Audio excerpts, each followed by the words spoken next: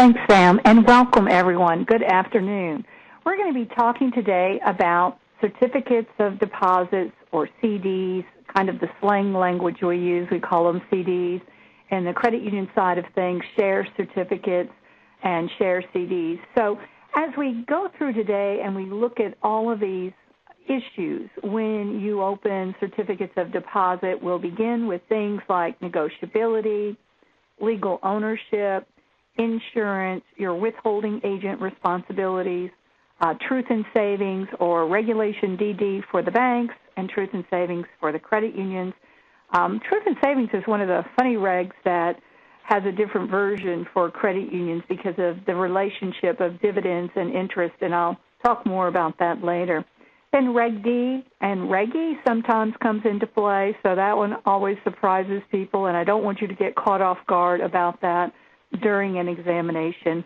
And then UDAP. So we're going to work through this agenda today, and one of the things that I do is I thread in some of these frequently asked questions that I get in my office all the time. So you'll see questions that have come in from bankers and credit union folk around the country about CDs. I've been saving them, and I'll address some of those questions as we go through, and then, of course, we'll have that special time that we can actually address your questions about certificates of deposit. And one of the things to always remember, a lot of this is about the way your shop runs. Some of it is procedural. Some institutions do things one way. Some institutions do things another way. And I guess the purpose of talking about this and cracking open this nut and looking inside is kind of to think about what's the best way.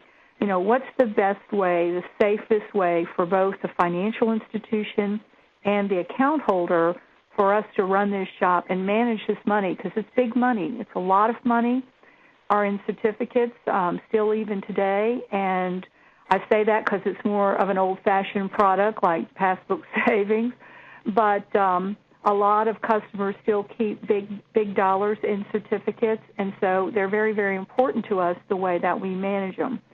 So I thought I'd just take a peek into the old way of doing things and the new way of doing things, and this business of a certificate being negotiable. Now, first of all, if you go into your Uniform Commercial Code 3 and 4, under your definitions in negotiable instruments, there will be a definition for certificate of deposit in your state law.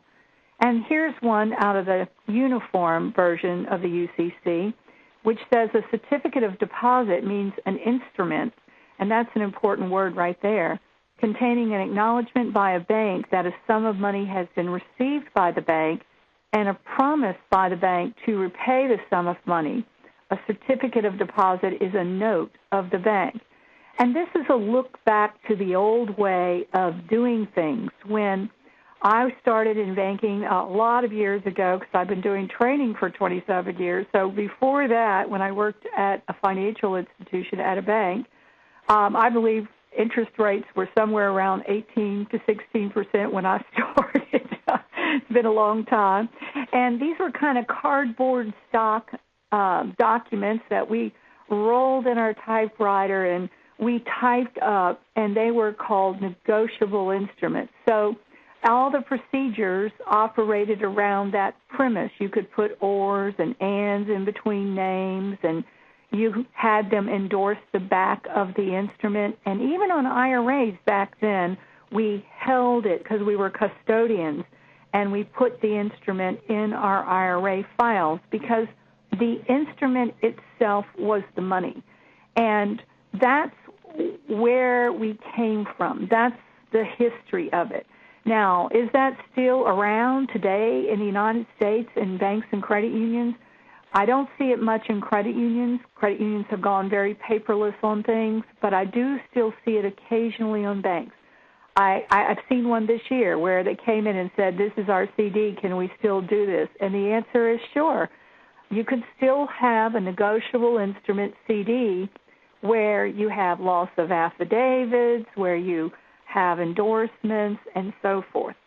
So what does it look like today? I mean, what kind of shops are we running today?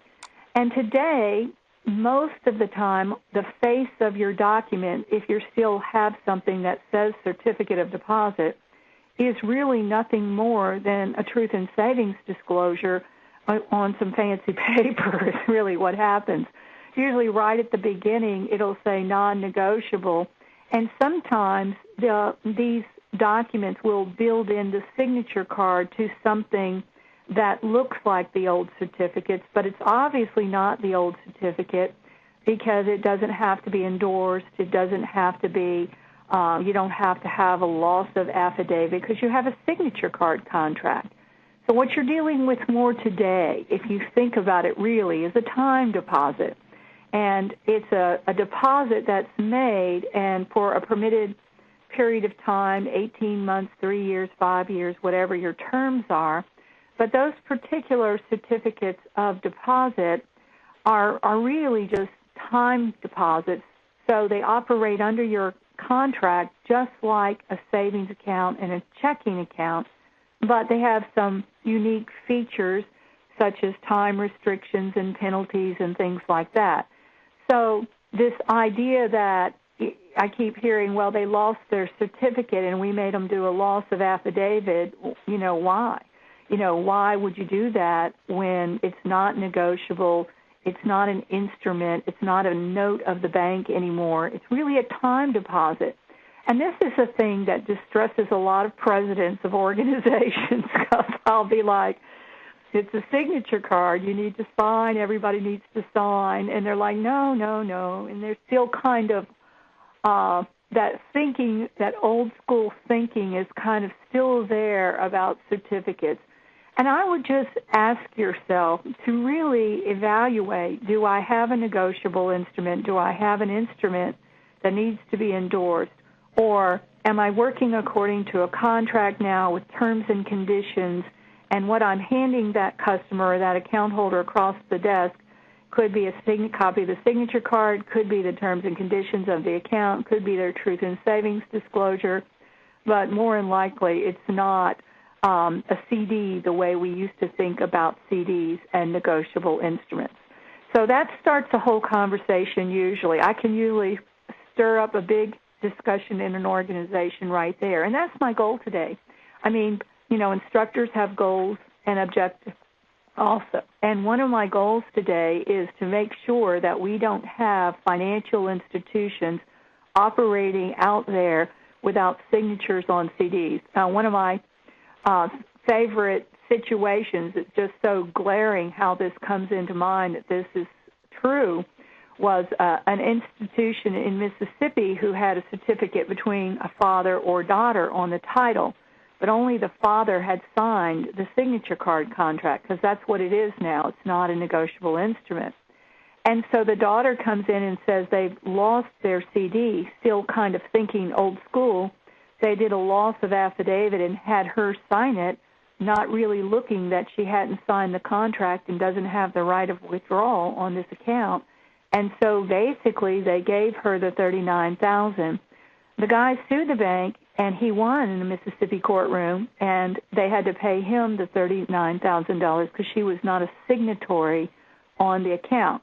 And so the answer then at that institution was, well, then we'll get loss of affidavit signed by both. Well, really, that's not the problem. The problem was that she didn't sign the signature card, and she was a joint owner, and this is really a time deposit. So that's what I want you to think about. I mean, it's actually very logical. You'll see on your signature card type of product, checking, savings, CD, and you check that off. And then that means if there's 2 owners, there should be 2 signers on that account. If there's 8 owners, there should be 8 signers on that account. And so then I always get kind of those follow-up questions to that. Well, what if their kids live out of town? Then when their kids are in town, you have them sign the signature card. Otherwise, maybe you pay on death is a better option for that husband and wife that wants to put their 6 kids on as joint owners on a certificate of deposit. These are just things that you have to think about, and once you can communicate the new practice to your customers, you'll have 30, 60 days where there's a hoorah, and then it all settles down, and we move forward in a safer